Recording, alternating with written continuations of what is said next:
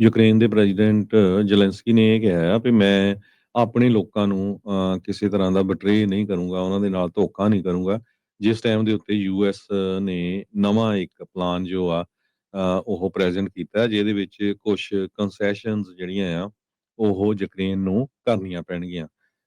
ਕੱਲ੍ਹ ਵੀ ਆਪਾਂ ਖਬਰ ਸਾਂਝੀ ਕੀਤੀ ਸੀ ਵੀ ਕਿਸ ਤਰ੍ਹਾਂ ਕਈ ਏਰੀਆ ਜਿਹੜਾ ਰਸ਼ੀਆ ਨੇ ਆਪਣੇ ਥੱਲੇ ਦੱਬਿਆ ਹੋਇਆ ਆ ਤੇ ਉਹਦੇ ਵਿੱਚੋਂ ਕਾਫੀ ਏਰੀਆ ਇਸ ਪਲਾਨ ਦੇ ਥਰੂ ਇਹ ਦੱਸਿਆ ਜਾ ਰਿਹਾ ਵੀ ਉਹ ਰਸ਼ੀਆ ਦੇ ਕੋਲ ਚਲੇ ਜਾਊਗਾ।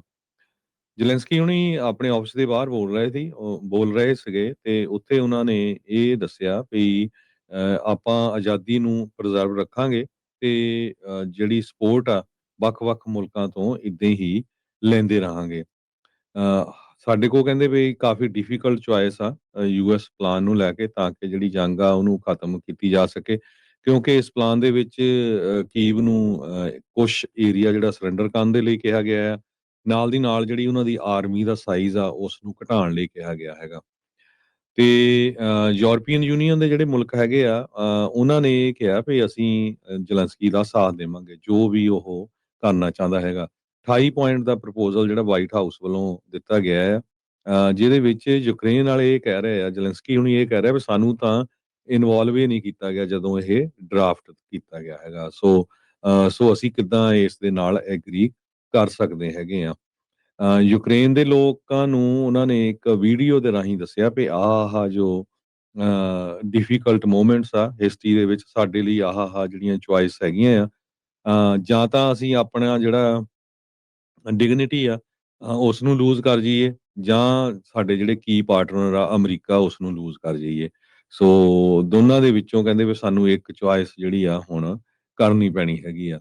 ਸੋ ਹਾਲਾਂਕਿ ਉਹਨਾਂ ਨੇ ਯੂਐਸ ਦਾ ਨਾਮ ਤਾਂ ਨਹੀਂ ਲਿਆ ਪਰ ਅਮਰੀਕਨ ਮਿਲਟਰੀ ਦੇ ਡੈਲੀਗੇਸ਼ਨ ਨੂੰ ਇਸ ਹਫਤੇ ਜਿਹੜੇ ਆ ਯੂਕਰੇਨ ਦੇ ਵਿੱਚ ਜ਼ੈਲੈਂਸਕੀ ਹੁਣੀ ਮਿਲੇ ਹੈਗੇ ਆ। ਜੀ ਬਿਲਕੁਲ।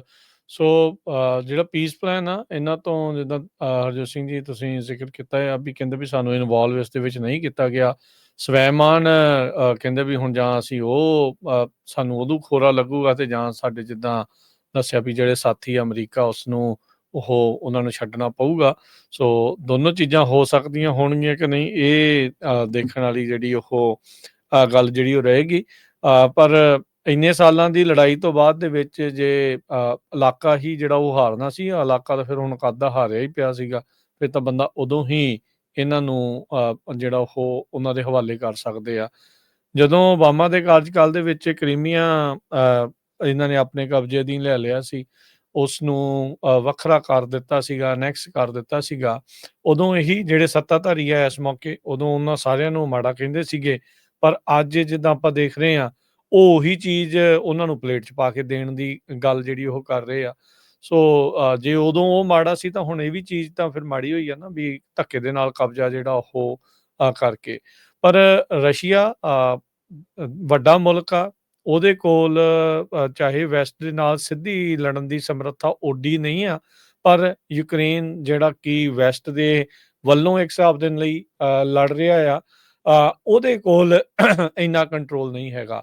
ਨਾਟੋ ਦੇ ਵਿੱਚ ਜਿਹੜੀਆਂ ਉਹ ਦਰਾਰਾਂ ਖਾਸ ਕਰਕੇ ਅਮਰੀਕਾ ਵੱਲ ਨੂੰ ਲੈ ਕੇ ਜਦੋਂ ਅਮਰੀਕਾ ਬਾਰ-ਬਾਰ ਬਾਕੀ ਦੇ ਨਾਟੋ ਮੁਲਕਾਂ ਦੇ ਉੱਤੇ ਦਬਾਅ ਪਾਉਂਦਾ ਆ ਆਪਣੀ GDP ਦੇ ਹਿਸਾਬ ਦੇ ਨਾਲ ਰਾਸ਼ੀ ਜਿਹੜੀ ਉਹ ਵਰਤਣ ਦੇ ਲਈ, ਜਿਹੜੀ ਕਿ ਇੱਕ ਜਾਇਜ਼ ਮੰਗ ਆ ਇਹਨਾਂ ਦੀ, ਉਹਦੇ ਕਰਕੇ ਉਹ ਵੀ ਪਿੱਛੇ ਜਿਹੜੇ ਉਹ ਰਹਿ ਰਹੇ ਆ। ਯੂਰਪ ਲੰਮਾ ਸਮਾਂ ਸਿਰਫ ਤੇ ਸਿਰਫ ਅਮਰੀਕਾ ਦੇ ਉੱਤੇ ਡਿਪੈਂਡੈਂਟ ਨਿਰਭਰ ਰਹਿ ਕੇ ਹੀ ਜਿਹੜਾ ਮਿਲੀਟਰਲੀ ਜਿਹੜਾ ਉਹ ਚੱਲ ਰਿਹਾ ਸੀ। ਪਰ ਇਸ ਲੜਾਈ ਨੇ ਕਨਫਰਮ ਕਰ ਦਿੱਤਾ ਵੀ ਯੂਰਪ ਨੂੰ ਵੀ ਇੱਕ ਹਿਸਾਬ ਦੀਆਂ ਉਹਦੀਆਂ ਵੀ ਅੱਖਾਂ ਜਿਹੜੀਆਂ ਉਹ ਖੁੱਲ ਗਈਆਂ ਵੀ ਭਾਈ ਆਪਣੀ ਵੀ ਸਮਰੱਥਾ ਕੋਈ ਨਾਂ ਦੀ ਚੀਜ਼ ਹੁੰਦੀ ਆ। ਸੋ ਉਹ ਹੁਣ ਕੀ ਬਣੂਗਾ ਇਹ ਚੀਜ਼ ਦੇਖਣ ਵਾਲੀ ਆ। ਇੱਕ ਹੋਰ ਚੀਜ਼ ਹਰਜੋਤ ਸਿੰਘ ਜੀ ਇਸ ਲੜਾਈ ਨੇ ਕਲੀਅਰ ਕਰ ਦਿੱਤੀ ਵੀ ਯੂਰਪ ਜਿੱਡਾ ਇਹ ਫਾਨੇ ਖਾਂ ਬਣਿਆ ਫਿਰਦਾ ਆ ਦੁਨੀਆ ਦੇ ਵਿੱਚ, ਓਡੀ ਉਹਦੀ ਬੁੱਕਤ ਹੈ ਨਹੀਂ ਆ। ਜੇ ਅਮਰੀਕਾ ਨਾਲ ਆ ਤਾਂ ਹੀ ਯੂਰਪ ਨੂੰ ਕੋਈ ਪੁੱਛਦਾ ਆ, ਅਦਰਵਾਈਜ਼ ਜੇ ਅਮਰੀਕਾ ਹੱਥ ਪਿੱਛੇ ਖਿੱਚੇ ਤਾਂ ਯੂਰਪ ਤਾਂ ਉੱਥੇ ਉਹਦੇ ਤੇ ਤਾਂ ਕੰਟਰੋਲ ਰਸ਼ੀਆ ਵਾਲੇ ਮੈਨੂੰ ਲੱਗਦਾ ਧੱਕੇ ਦੇ ਨਾਲ ਹੀ ਜਿਹੜਾ ਆ ਉਹ ਲੈ ਕੇ ਜਾ ਸਕਦੇ ਆ। ਸੋ ਟਰੰਪ ਹੁਣਾਂ ਨੇ ਜਿਹੜੇ ਟਰੰਪ ਪ੍ਰਸ਼ਾਸਨ ਆ 28 ਨੁਕਾਤੀ ਜਿਹੜਾ ਪਲਾਨ ਆ ਇੱਥੇ ਪੀਸ ਪ੍ਰਪੋਜ਼ਲ ਦੇ ਲਈ ਐਲਾਨਿਆ ਹੈਗਾ ਆ। ਪਰ ਉਹਨੂੰ ਜਿਹੜਾ ਹੁਣ ਹਾਲ ਦੀ ਘੜੀ ਜਿਹੜੇ ਯੂਕਰੇਨ ਵਾਲੇ ਆ ਉਹ ਨਹੀਂ ਮੰਨ ਰਹੇ ਹੈਗੇ।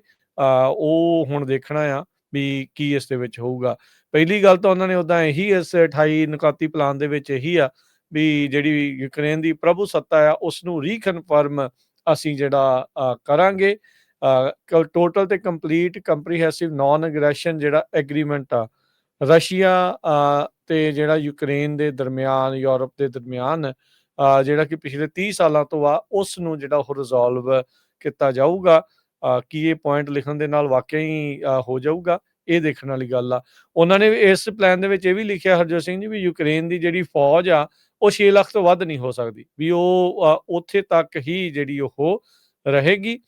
ਸਿਕਿਉਰਿਟੀ ਗਰੰਟੀਜ਼ ਯੂਕਰੇਨ ਨੂੰ ਕਹਿੰਦੇ ਵੀ ਅਸੀਂ ਜ਼ਰੂਰ ਦੇਵਾਂਗੇ, ਪਰ ਨਾਟੋ ਦੇ ਵਿੱਚ ਜਿਹੜਾ ਉਹ ਸ਼ਾਮਲ ਕਰਨ ਦੀ ਕੋਈ ਇਸ ਦੇ ਵਿੱਚ ਨਹੀਂ ਹੋਊਗੀ। ਕਹਿੰਦੇ ਵੀ ਯੂਕਰੇਨ ਮੰਨੇ ਇਸ ਚੀਜ਼ ਦੇ ਵਿੱਚ, ਆਪਣੇ ਸੰਵਿਧਾਨ ਦੇ ਵਿੱਚ ਸੋਧ ਕਰੇ ਵੀ ਉਹ ਨਾਟੋ ਨੂੰ ਜੁਆਇਨ ਹੀ ਜਿਹੜਾ ਉਹ ਨਹੀਂ ਕਰੂਗਾ, ਤੇ ਨਾਟੋ ਐਗਰੀ ਕਰੇ ਤੇ ਪਾਸ ਕਰੇ ਆਪਣੇ ਬਾਇਲਾਜ਼ ਦੇ ਵਿੱਚ ਵੀ ਯੂਕਰੇਨ ਨੂੰ ਭਵਿੱਖ ਦੇ ਵਿੱਚ ਕਦੀ ਵੀ ਨਾਟੋ ਦਾ ਮੈਂਬਰ ਜਿਹੜਾ ਉਹ ਨਹੀਂ ਬਣਾਵੇਗਾ।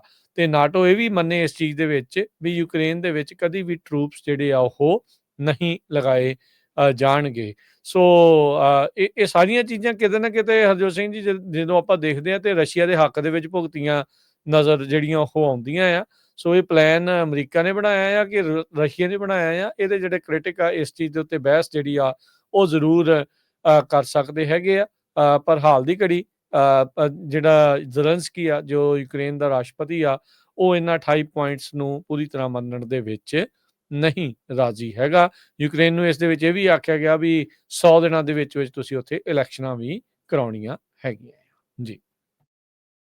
ਇੱਕ ਸਮਿਟ ਹੋਣੀ ਸੀ ਪਿਛਲੇ ਮਹੀਨੇ ਰਸ਼ੀਆ ਦੇ ਵਲਾਦੀਮੀਰ ਪੁਟਿਨ ਤੇ ਜ਼ੈਲੈਂਸਕੀ ਦੇ ਵਿੱਚ, ਖਾਸ ਕਰਕੇ ਰਸ਼ੀਆ ਦੀਆਂ ਜਿਹੜੀਆਂ 2 ਮੇਨ ਆਇਲ ਕੰਪਨੀਜ਼ ਹੈਗੀਆਂ ਉਹਨਾਂ ਦੇ ਸੈਂਕਸ਼ਨ ਦੇ ਸੰਬੰਧ ਦੇ ਵਿੱਚ, ਪਰ ਉਹ ਜਿਹੜੀ ਆ ਉਹ ਕੈਂਸਲ ਹੋ ਗਈ, ਉਹ ਹੋਈ ਨਹੀਂ।